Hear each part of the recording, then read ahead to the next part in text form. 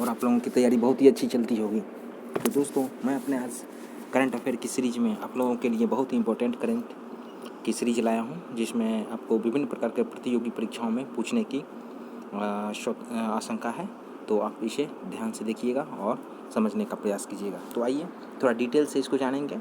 तो सबसे पहला मेरा है करंट अफेयर की सीरीज में। सबसे पहले आप स्क्रीन पर देख रहे होंगे, पहला है कि पूर्व मुख्य अर्थशास्त्रियों की दीवार, यानी पूर्व में जितने भी मुख्य अर्थशास्त्री थे उनके दीवार में गीता गोपीनाथ को शामिल किया गया है। जी हाँ दोस्तों, यानी इंटरनेशनल मॉनिटरिंग फंड के जितने भी पूर्व में अर्थशास्त्री रहे थे और हेड रहे थे, उनको जो है दीवार पर शामिल किया गया है। तो आइए इसके बारे में क्या कुछ खास न्यूज है, इसको हम लोग देखते हैं। तो यहाँ पर तस्वीर देख रहे होंगे, यही है गीता गोपीनाथ। गीता गोपीनाथ को हाल ही में अंतर्राष्ट्रीय मुद्रा कोष यानी IMF के पूर्व मुख्य अर्थशास्त्रियों की दीवार में शामिल किया गया है, और वह यह सम्मान पाने वाली पहली महिला और दूसरी भारतीय है। जी हाँ दोस्तों, IMF के इतिहास में वो पहली महिला है और दूसरी भारतीय है। कहने का मतलब यानी भारत से किन्हीं एक का नाम आ चुका है, उसके बारे में भी हम लोग देखेंगे, और ये दूसरी भारतीय महिला है। तो इसका क्या मुख्य बिंदु है, इसको हम लोग देखते हैं। पूर्व में मुख्य अर्थशास्त्रियों की दीवार पर चित्रित होने वाले पहले भारतीय रघुराम राजन थे। जी हाँ दोस्तों, अब तो ये भी स्पष्ट हो गया, पहले चित्रित होने वाले कौन थे, रघुराम राजन थे। और उनका कार्यकाल 2003 से 6 के दौरान IMF के मुख्य अर्थशास्त्री और अनुसंधान निदेशक के रूप में उन्होंने कार्य किया था। इसके बाद देखिए अगला देखते हैं पॉइंट कि गीता गोपीनाथ को अक्टूबर 2018 में IMF की मुख्य अर्थशास्त्री के रूप में नियुक्त किया गया था। यानी इनको IMF का मुख्य अर्थशास्त्री कब बनाया गया था, तो 2018 में, और दिसंबर 21 में उन्हें IMF की पहली उप प्रबंध निदेशक बनने के लिए पदोन्नत भी किया गया था, यानी उसका प्रमोशन भी हुआ था पहली उप प्रबंध निदेशक बनने के लिए। तो अगला पॉइंट है, गोपीनाथ ने 3 साल तक IMF की प्रमुख महिला मुख्य अर्थशास्त्री के रूप में काम किया है। जी हाँ दोस्तों, गोपीनाथ ने 3 साल तक IMF की पहली महिला मुख्य अर्थशास्त्री के रूप में काम भी किया है, यानी 3 साल तक। अगला पॉइंट देखिए, IMF के मुख्य अर्थशास्त्री के रूप में अपनी नियुक्ति से पहले वो हार्वर्ड विश्वविद्यालय के अर्थशास्त्र विभाग में अंतर्राष्ट्रीय अध्ययन और अर्थशास्त्र के जॉन जोनास्ट्रा प्रोफेसर के रूप में मतलब कार्य भी किए हुए थे। हार्वर्ड यूनिवर्सिटी में वो अध्ययन भी करा रही हैं, मतलब उस समय करा रही थी। और अगला पॉइंट है कि वह 2005 में हार्वर्ड में शामिल भी हुई थी, और इससे पहले वह शिकागो विश्वविद्यालय में इस सब उतना इंपॉर्टेंट नहीं है, आपके लिए उतना ही इंपॉर्टेंट था कि हॉल ऑफ दीवार में उसको शामिल किया गया। अगला पॉइंट देख लेते हैं, कुछ पॉइंट इसके बारे में, और फिर IMF के बारे में देखेंगे। देखिए, पहले वो हार्वर्ड विश्वविद्यालय के अर्थशास्त्र विभाग में अंतर्राष्ट्रीय अध्ययन और अर्थशास्त्र के जॉन जोनास्ट्रा प्रोफेसर के रूप में भी कार्य कर रही थी। ये तो हम देख चुके हैं, और ये पॉइंट भी देख चुके हैं। ये पॉइंट देखिए, IMF के बारे में हम लोग जान लेते हैं अब कि IMF क्या है, इंटरनेशनल मॉनिटरिंग फंड क्या है। यानी IMF का मुख्यालय जो वाशिंगटन DC में है, ये तो आप लोग जानते ही होंगे, और 190 देश इसमें शामिल हैं, और इसको 44 में स्थापित किया गया था, लेकिन इसे औपचारिक रूप से 27 दिसंबर 45 को ब्रेटन वुड्स सम्मेलन में काम करना शुरू कर दिया था। यानी काम करना 1945 ईस्वी से शुरू किया था। प्रारंभ में इसके 29 सदस्य देश थे, यानी जब इनकी स्थापना हुई तो 29 सदस्य देश इसमें शामिल थे, और यह अंतर्राष्ट्रीय मौद्रिक प्रणाली के पुनर्निर्माण के उद्देश्य से अस्तित्व में आया था। फिर अगला पॉइंट देख लेते हैं, IMF के MD और अध्यक्ष, यानी IMF के मैनेजिंग डायरेक्टर और अध्यक्ष कौन है, इसको देखते हैं कि बुल्गारिया की मुख्य अर्थशास्त्री क्रिस्टलिना जॉर्जीवा। जी हाँ दोस्तों, IMF के MD और अध्यक्ष जो है क्रिस्टलिना जॉर्जीवा है, जो IMF की वर्तमान में प्रबंध निदेशक और अध्यक्ष भी हैं। वह 1 अक्टूबर 19 से इस पद पर है, और अर्थशास्त्री गीता गोपीनाथ को 21 जनवरी 22 को प्रथम प्रबंध निदेशक के रूप में नियुक्त किया गया था। तो ये रहा आज का मेरा पहला करंट अफेयर। अगला पॉइंट देखते हैं, इसमें हम लोग जानेंगे सत्येंद्र नाथ बोस को ऐतिहासिक व्यक्ति हैं, तो इसके बारे में क्या कुछ खास है, इसको हम लोग जान लेते हैं। और दोस्तों, अगर चैनल पर नए होंगे तो इसे जरूर सब्सक्राइब करेंगे, ताकि आपको इस प्रकार के न्यूज करंट अफेयर सीरीज में मिलता रहे। तो सत्येंद्र नाथ बोस कौन थे, यानी SN बोस कौन थे, इसके बारे में हम लोग जानते हैं। ये आप तस्वीर देख सकते हैं, और एक प्रकार का लग रहा है शोध कर रहे हैं या रिसर्च कर रहे हैं, बड़ी गौर से इसको देख रहे हैं। तो आप समझ गए होंगे सत्येंद्र नाथ बोस कौन थे, इसके बारे में आप लोग पढ़े होंगे पहले भी।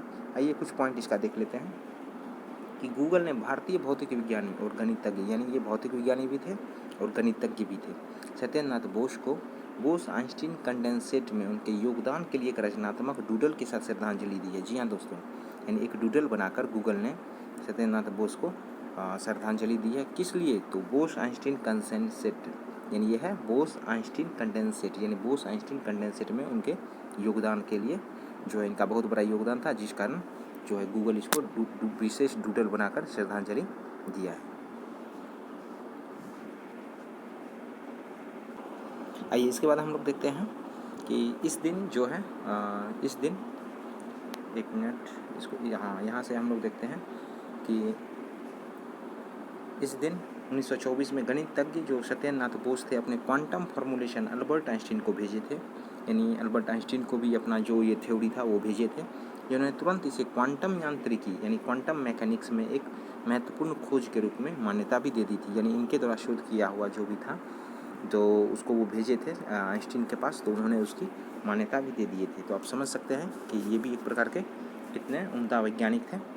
तो इसके बारे में और देखते हैं। मुख्य बिंदु क्या है कि गूगल ने इस डूडल में बोस को एक प्रयोग करते हुए दिखाया गया, जैसा कि आप तस्वीर देखे थे, एक प्रकार का वो प्रयोग कर रहे थे। तो बोस को अल्बर्ट आइंस्टीन के साथ विद्युत चुंबकीय विकिरण के गैस जैसे गुणों, gas like quantities of electromagnetic radiation के बारे में एक सिद्धांत विकसित करने में सहयोग के लिए जाना जाता है। जी हाँ दोस्तों, अब आइए इसका पर्सनल सत्येंद्रनाथ बोस जी के बारे में जान लेते हैं कि सत्येंद्रनाथ बोस का जो जन्म है 1 जनवरी 1894 ईस्वी को हुआ था और कलकत्ता में हुआ था। और 20 के दशक के शुरुआत में क्वांटम यांत्रिकी पर उनके काम के लिए याद किया जाता है। वह रॉयल सोसाइटी के भी फेलो थे और 54 में उन्हें भारत सरकार द्वारा पद्म विभूषण सम्मानित किया गया था। ये पॉइंट आप याद रखिएगा कि उनको पद्म विभूषण कब सम्मानित किया गया था, 1954 ईस्वी में। और वह वैज्ञानिक और अनुसंधान औद्योगिक अनुसंधान परिषद के सलाहकार भी थे और बाद में रॉयल सोसाइटी के फेलो भी बन गए थे। तो आइए इसके बारे में कुछ और पॉइंट देख लेते हैं कि वह कई क्षेत्रों में रुचि रखते थे, यानी भिन्न भिन्न क्षेत्रों में उनका इंटरेस्ट था, जिसमें भौतिकी, गणित और रसायन विज्ञान है, जीव विज्ञान है, खनिज है, दर्शन है, यानी बहुत तरह के जो सब्जेक्ट है, साहित्य है और संगीत शामिल है, यानी अधिकतर चीज़ में इनका इंटरेस्ट था। उन्होंने बाद में कई अनुसंधान और विकास समितियों में कार्य भी किया था, यानी विभिन्न प्रकार की समितियों में उनको काम भी किया गया था उनके द्वारा। 15 साल की उम्र में जो है बोस ने कलकत्ता के प्रेसिडेंसी कॉलेज में विज्ञान स्नातक की डिग्री हासिल करना शुरू किया था और कलकत्ता विश्वविद्यालय से शीघ्र ही अलाइड गणित में स्नातकोत्तर की उपाधि भी प्राप्त की थी। जी हाँ दोस्तों, तो आप समझ सकते हैं किस प्रकार के ये वैज्ञानिक थे। कोई भी कण जो आज बोस के आंकड़े यानी बोस स्टैटिस्टिक्स के अनुरूप है, बोसोन के रूप में ही जाना जाता है और उनके काम से कई वैज्ञानिक भी आविष्कार हुए, यानी उनके काम को देखते हुए बहुत सारे वैज्ञानिक आविष्कार भी हुए हैं, जिसमें कण त्वरक यानी पार्टिकल एक्सेलरेटर और क्वाड पार्टिकल की खोज शामिल है। तो बहुत ही उम्दा वैज्ञानिक थे, तो इनके बारे में हम लोग जानें। अब अगला पॉइंट करंट अफेयर के दृष्टिकोण से देखिए, आपको भिन्न भिन्न प्रकार के एग्जाम में निधन को लेकर सवाल पूछा जाता है। तो देखिए, मशहूर गायक के का 53 वर्ष की उम्र में कोलकाता में निधन हो गया है। जी हाँ दोस्तों, पिछले कुछ दिनों से जो है संगीत जनक में एक उदासी छाई हुई है, क्योंकि उम्दा कलाकार जो रहे थे, मशहूर गायक रहे थे के। तो इनके बारे में हम लोग कुछ विशेष जानते हैं। उनका निधन हो गया है। तो तस्वीर में आप लोग देख रहे होंगे, यहाँ के का फोटो है। अब इनका देखते हैं कैसे क्या है, इनके बारे में कुछ हम लोग विशेष जानकारी प्राप्त करते हैं। आइए हम लोग देखते हैं। बॉलीवुड गायक कृष्ण कुमार कुनाथ। जी हाँ दोस्तों, के का पूरा नाम है कृष्ण कुमार कुनाथ, यानी के नाम से जाना जाता है। 31 मई 2022 को 53 वर्षीय आयु में उनका कलकत्ता में निधन हो गया था और उनके निधन पर देश के सभी गणमान्य लोगों ने शोक व्यक्त किया है। जी हाँ दोस्तों, ये शख्सियत वही है कृष्ण कुमार कुनाथ। इनका निधन कलकत्ता में एक कंसर्ट के दौरान हो गया था। आइए मुख्य बिंदु इसका देख लेते हैं कुछ कि दरअसल वे कोलकाता में एक कंसर्ट में परफॉर्म कर रहे थे। अब समझिए, कोई कलाकार है और परफॉर्म करते हुए ही उनको निधन कुछ देर के बाद मृत घोषित कर दिया जाता है। तो कंसर्ट के बाद उनका निधन हो गया था। फिलहाल उनकी मृत्यु के कारणों की पुष्टि स्पष्ट नहीं हो पाई है कि किस कारण से उनके मृत्यु हुई है, और पोस्टमार्टम के बाद ही इन सभी कारणों का पता चल सकेगा। जी हाँ दोस्तों, आइए कृष्ण कुमार कुनाथ को कुछ जान लेते हैं हम लोग विशेष रूप से कि अभी हाल फिलहाल में इनका निधन हुआ है। तो कृष्ण कुमार कुनाथ एक लोकप्रिय गायक थे और उनका जन्म जो है 1968 को हुआ था। पश्चिम बंगाल के कलकत्ता में ही उनका जन्म भी हुआ था। हालांकि उनका पालन पोषण जो है दिल्ली में हुआ था। और के अपने करियर में जो है हिंदी, तमिल, तेलुगु, मलयालम, मराठी, उड़िया, बंगाली, असमिया, गुजराती भाषाओं में सैकड़ों गाने। अब समझिए आप लोग, अभी के समय में कोई दूसरी भाषा सीखना कितना कठिन है, और फिर भी ये जो है के हिंदी, तमिल, तेलुगु, मलयालम, भिन्न भिन्न लैंग्वेज में बहुत सारे गाने गाए हैं। उनके कुछ लोकप्रिय गाने भी बताए गए हैं, तरफ तरफ के या क्या मुझे प्यार है या आँखों में तेरी, ये सभी उनके बहुत ही लोकप्रिय गायक रहे हैं। आइए अगला करंट अफेयर में देख लेते हैं। ये सीरीज़ क्या है कि आपको प्राइज से संबंधित मैं लाया हूँ कि 2022 का टेम्पल्टन पुरस्कार किसे मिला है, यानी टेम्पल्टन प्राइज 2022 है वो किसे दिया गया है, तो ये है फ्रैंक विल्जेक, यानी 2022 का टेम्पल्टन पुरस्कार फ्रैंक विल्जेक को मिला है। तो आइए तस्वीर में आप देख रहे होंगे फ्रैंक विल्जेक है, इनके बारे में कुछ जान लेते हैं। कुछ पॉइंट जो है कि 2022 का जो टेम्पल्टन पुरस्कार है एक सैद्धांतिक भौतिक विज्ञानी यानी फिजिसिस्ट जो फ्रैंक विल्टजेक को प्रदान किया गया है, और वह टेम्पल्टन पुरस्कार प्राप्त करने वाले जो है वो 6ठे नोबेल पुरस्कार विजेता बन गए, यानी इनको नोबेल भी पहले मिल चुका है। इससे यही स्पष्ट होता है कि मतलब इससे पहले 5 व्यक्ति को भी मिल चुका है इस तरह से। आइए फ्रैंक विल्जेक ने किस वर्ष नोबेल पुरस्कार जीता है इसके बारे में हम लोग जान लेते हैं। कि वर्ष 4 यानी 2004 में उन्होंने एच डेविड पोलिट्जर और डेविड क्रॉस के साथ भौतिकी में नोबेल पुरस्कार प्राप्त किया था, यानी 3 व्यक्ति 2004 में भौतिकी का नोबेल पुरस्कार प्राप्त किए थे, जिसमें से फ्रैंक विल्जेक भी एक थे। उन्होंने मजबूत अंतःक्रिया सिद्धांत में स्पर्शोन्मुखता स्वतंत्रता की खोज के लिए पुरस्कार जीता था। ये इतना इम्पोर्टेंट नहीं है। आइए और भी है। विल्जेक के कुछ महत्वपूर्ण प्रकाशन को हम लोग देख लेते हैं कि इनका ये दौरा क्या से पब्लिश किया गया है। 2021 fundamentals 10 keys to reality fundamentals ये है, और दूसरा है 2008 में आई थी द लाइटनिंग ऑफ बीइंग, यानी ये सभी उनका प्रकाशन है। अब टेम्पल्टन प्राइज के बारे में हम लोग जान लेते हैं कि ये कैसा प्राइज है और क्या होता है इसमें। देखिए टेम्पल्टन पुरस्कार यानी टेम्पल्टन प्राइज यह एक ऐसे व्यक्ति को प्रति वर्ष दिया जाने वाला पुरस्कार है, यानी यह जो पुरस्कार है प्रति वर्ष दिया जाता है जो व्यक्ति जीवित हैं और जिनकी मेधावी उपलब्धियां सर जॉन टेम्पल्टन की परोपकारी दृष्टि को आगे बढ़ाती है। जी हाँ दोस्तों, टेम्पल्टन की जो परोपकारी गतिविधियां हैं उसमें अगर कोई व्यक्ति अच्छा करता है और उसकी परंपरा को आगे बढ़ाता है तो वैसे व्यक्ति को इस तरह का पुरस्कार प्राप्त किया जाता है। उनका विजन जो है ब्रह्मांड और मानव जाति के बारे में गहनतम प्रश्नों को समझने के उद्देश्य से विज्ञान की शक्ति का दोहन करने पर केंद्रित है। तो ये भी क्लियर हो गया टेम्पल्टन प्राइज कैसे व्यक्ति को प्रदान किया जाता है, और फ्रैंक विल्जेक को 2022 का टेम्पल्टन पुरस्कार मिला है। ये इतना इम्पोर्टेंट है आपके लिए। चलिए अगला सीरीज में हम लोग देख लेते हैं कि टेम्पल्टन पुरस्कार की स्थापना कब हुई थी, यानी इसकी स्थापना कब हुई थी इसके बारे में हम लोग देख लेते हैं। वर्ष 1972 में इसकी स्थापना हुई थी, और यह पुरस्कार जॉन टेम्पल्टन द्वारा जो स्थापित जो प्रशासित या वित्त पोषित किया गया था।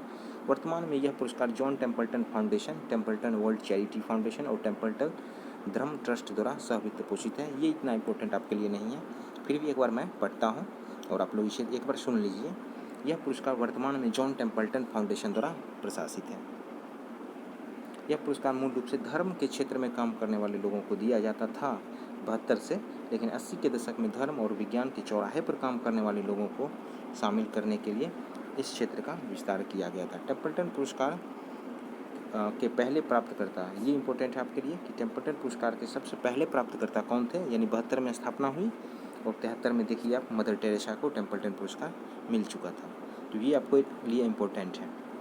चलिए अगला देखते हैं करंट अफेयर की सीरीज में I2U2 ये क्या है। I2U2 जो है इसके बारे में जानेंगे, और I2U2 नेताओं का पहला वर्चुअल शिखर सम्मेलन आयोजित किया गया है। तो सबसे पहले हम लोग जानेंगे I2U2 क्या है, और फिर उनका जो वर्चुअल शिखर सम्मेलन आयोजित किया गया ये कहाँ आयोजित किया गया है इसके बारे में हम लोग देखते हैं। तो सबसे पहले हम देखेंगे कि 14 जुलाई 22 को जो है वर्चुअल मोड में यानी वीडियो कॉन्फ्रेंसिंग के माध्यम से पहला जो है I2U2 ये है I2U2 शॉर्ट में, और इसका फुल फॉर्म है आई से भारत, और I2 है मतलब आई है, आई से इंडिया, और इस दूसरे वाले आई से इजराइल, यानी ये क्रम कुछ भी हो सकता है, इससे नहीं मतलब है। और U2 यानी यू से एक यू से US से, और एक यू से UAE यानी संयुक्त अरब अमीरात, यानी यही है I2U2। तो इसके बारे में हम लोग जान चुके हैं। तो अब देखिए 14 जुलाई 22 को वर्चुअल मोड में पहला I2U2 लीडर्स समिट आयोजित किया गया है। जी हाँ दोस्तों, अब देखिए इसका ग्रुपिंग क्या है, I2U2 का ग्रुपिंग क्या है। तो I2U2 ग्रुपिंग को पहली बार अक्टूबर 21 में वर्चुअल मोड में विदेश मंत्रियों की बैठक के माध्यम से इकट्ठा किया गया था। जी हाँ दोस्तों, 21 में ही इसको कलेक्ट किया गया था। इसका अगला पॉइंट देख लेते हैं कि यह भारत, जापान, अमेरिका और ऑस्ट्रेलिया से युक्त इंडो पैसिफिक क्वाड का विकल्प नहीं है। जी हाँ दोस्तों, क्वाड में अब समझ गए कि क्वाड में कौन सब शामिल है देश। तो भारत है, जापान है, अमेरिका है, ऑस्ट्रेलिया है। और उससे मिलता जुलता ये नहीं है, इसका उद्देश्य और क्षेत्र अलग है, और क्वाड का जो है उद्देश्य अलग है। तो इसके बारे में समझ गए। दूसरा पॉइंट देखिए, I2E2 समूह अपने सदस्य देशों के बीच तेज़ी से बढ़ते हुए सहयोग के परिणामस्वरूप उभरा, यानी सहयोगात्मक रवैया के कारण ही I2E2 का निर्माण हुआ है।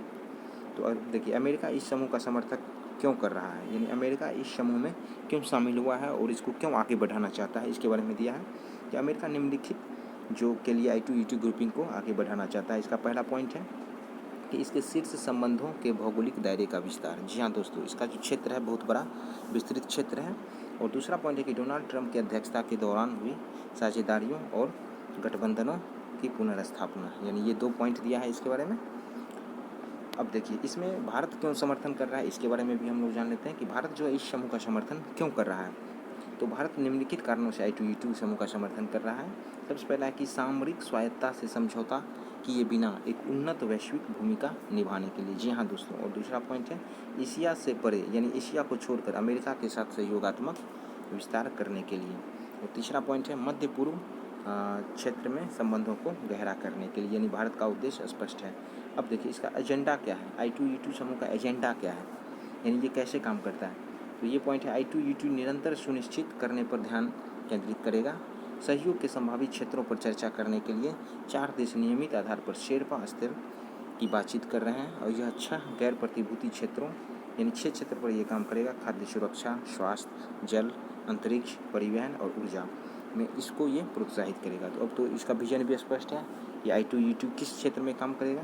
तो खाद्य सुरक्षा, स्वास्थ्य, जल, अंतरिक्ष, यानी 6 क्षेत्र में करेगा। परिवहन, ऊर्जा, यानी इस क्षेत्र में ये काम करेगा। और I2E2 क्या है, इसके बारे में हम लोग देखते हैं कि I2E2 एक नई साझेदारी है, इधर ही बनी है साझेदारी, जिसमें भारत, इजराइल, संयुक्त अरब अमीरात और अमेरिका की सरकारें शामिल हैं। तो I2E2 को भी हम लोग देख चुके हैं। अब देखिए, अगला पॉइंट क्या है, जो राजग की तरफ से, यानी NDA की तरफ से राष्ट्रपति पद की उम्मीदवार है द्रौपदी मुर्मू, इनको हम लोग जान लेते हैं कुछ पॉइंट के माध्यम से। तो द्रौपदी मुर्मू जी के बारे में हम लोग जानते हैं कि ये देख रहे होंगे आप तस्वीर। हाल ही में भारतीय जनता पार्टी ने द्रौपदी मुर्मू को राष्ट्रपति चुनाव के लिए नामित किया है। जी हाँ दोस्तों, चुनाव जीतने के बाद वे भारत की पहली आदिवासी राष्ट्रपति होंगी। अगर वो चुनाव जीत जाती हैं तो भारत की पहली आदिवासी राष्ट्रपति होंगी और दूसरी भारतीय महिला होंगी। क्यों, आइए इसके बाद हम लोग कुछ इसका पॉइंट देख लेते हैं। द्रौपदी मुर्मू यहाँ देख रहे होंगे। तो द्रौपदी मुर्मू भारतीय जनता पार्टी की नेता हैं। जी हाँ दोस्तों, उनका जन्म जो है 1958 को उड़ीसा के मयूरभंज जिले में हुआ था और वे आदिवासी समाज से संबंधित हैं। 97 में रायरंगपुर नगर पंचायत का काउंसलर चुना गया और उन्होंने भारतीय जनता पार्टी के अनुसूचित जनजाति मोर्चा के उपाध्यक्ष के रूप में भी काम कर चुकी हैं। तो आप समझ गए होंगे, आदिवासी महिला है और आदिवासी क्षेत्र के उत्थान के लिए ये बहुत सारा काम भी किए हैं। तो अगला पॉइंट देखते हैं, उड़ीसा में भारतीय जनता पार्टी और बीजू जनता दल गठबंधन सरकार के दौरान, यानी जब बीजेपी और बीजेपी की जब सरकार थी उड़ीसा में, तो 2006 से 2002 तक वाणिज्य और परिवहन स्वतंत्र प्रभार और 2 से लेकर 4 तक मत्स्य पालन, पशु संसाधन विकास, यानी राज्य मंत्री थी, उस राज्य में वो मंत्री रह चुकी थी। साथ में उड़ीसा विधानसभा द्वारा सर्वश्रेष्ठ विधायक के नीलकंठ पुरस्कार भी उनको मिल चुका था। उड़ीसा, अब एक चीज़ यहाँ से आपको कंपटीशन के लिए इम्पोर्टेंट हो गया कि नीलकंठ पुरस्कार किस क्षेत्र मतलब किस राज्य की पुरस्कार है, तो उड़ीसा की पुरस्कार है नीलकंठ पुरस्कार। चलिए अगला पॉइंट देखते हैं कि वह झारखंड की पहली महिला राज्यपाल थी, ये भी इम्पोर्टेंट है, यानी झारखंड की पहली महिला राज्यपाल द्रौपदी मुर्मू थी। वह भारतीय राज्य में राज्यपाल के रूप में नियुक्त होने वाली उड़ीसा की पहली महिला आदिवासी नेता थी, ये भी इम्पोर्टेंट है कि भारतीय राज्य, यानी जितने भी भारत में राज्य हैं 28 राज्य, तो उस राज्यों में राज्यपाल के रूप में नियुक्त होने वाली उड़ीसा की पहली आदिवासी नेता थी, यानी उड़ीसा की पहली महिला आदिवासी नेता थी। 15 से 19 तक झारखंड की राज्यपाल वो रही थी और भारत के 15वें राष्ट्रपति के कार्यकाल के लिए चुनाव के लिए भाजपा के नेतृत्व वाले राष्ट्रीय जनतांत्रिक गठबंधन की वो उम्मीदवार भी हैं। तो बहुत ही इम्पोर्टेंट शख्सियत हैं ये, इनके बारे में थोड़ा कुछ पॉइंट हम लोग जान चुके हैं। अब हो गया आज का मेरा करंट अफेयर की सीरीज़ में यहीं तक था। अगर आपको ये अच्छा लगे तो इसे ज़रूर लाइक करें और वीडियो पसंद आए तो इसे ज़रूर सब्सक्राइब करें, लाइक करें।